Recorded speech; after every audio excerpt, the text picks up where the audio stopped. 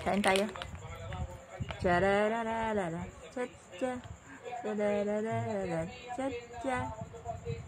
Charararara, cha-cha. Charararara, cha-cha.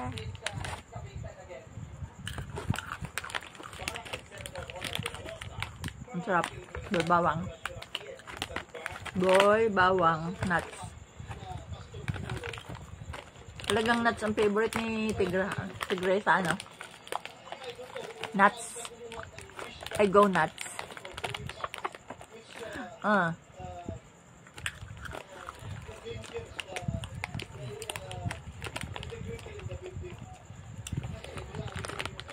Nuts 3 times.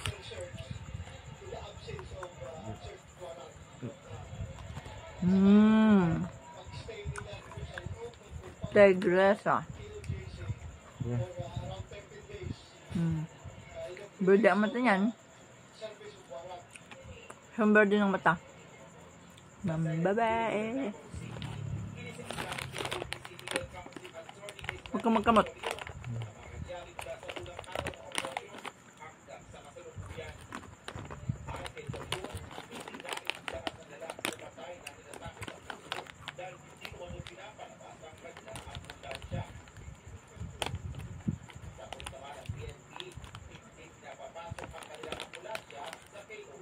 Nakagulo yung mga tao.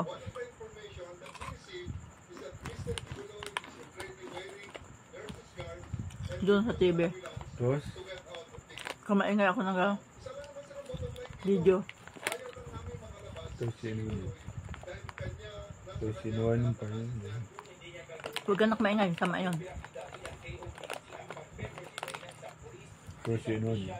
Ay, si Iban. Terus inuan. To! Beda.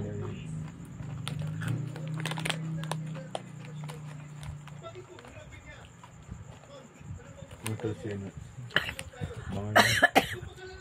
Kabo.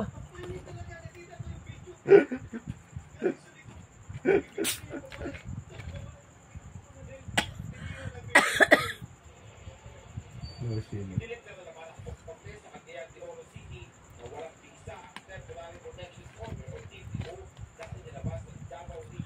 Anak, laksan mo daw yung electric fan at ang dahil lamok. Palitan mo, kunin mo isa doon, dali anak. Para ma-explose yung paa mo. Di. Kaya mo nakakatakot na, Di. Tigas ang ulo. Punta na doon anak, dali.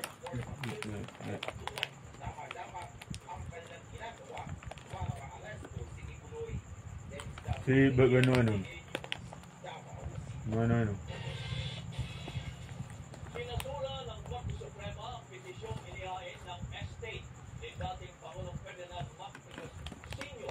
kaugnay ng mahigit 576,000 square meters na lupain sa Paway, Ilocos Norte kung saan nakatiring din ang Fort Ilocania Resort. Sa desisyon, dineklara sa Supreme Court na null and void ang lease contract sa pagitan ng dating Pangulo at Philippine Tourism Authority noong 1978. Noong 2005 ang hiningin ng matapos mapaso ang lease contract noong 2003 sa kabila naman ito dineklara ng Supreme Court na hindi nagkaroon ng aktwal na Ito si ano? ang mga Marcos sa Ano? lupain.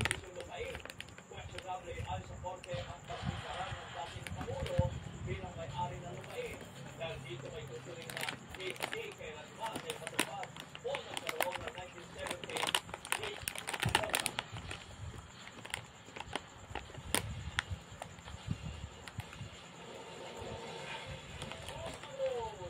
ABS-CBN nag-uwi ng tatlong parangal sa Content Award sa Taiwan.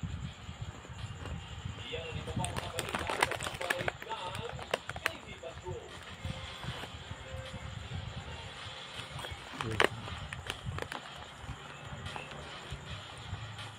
Bago si ano?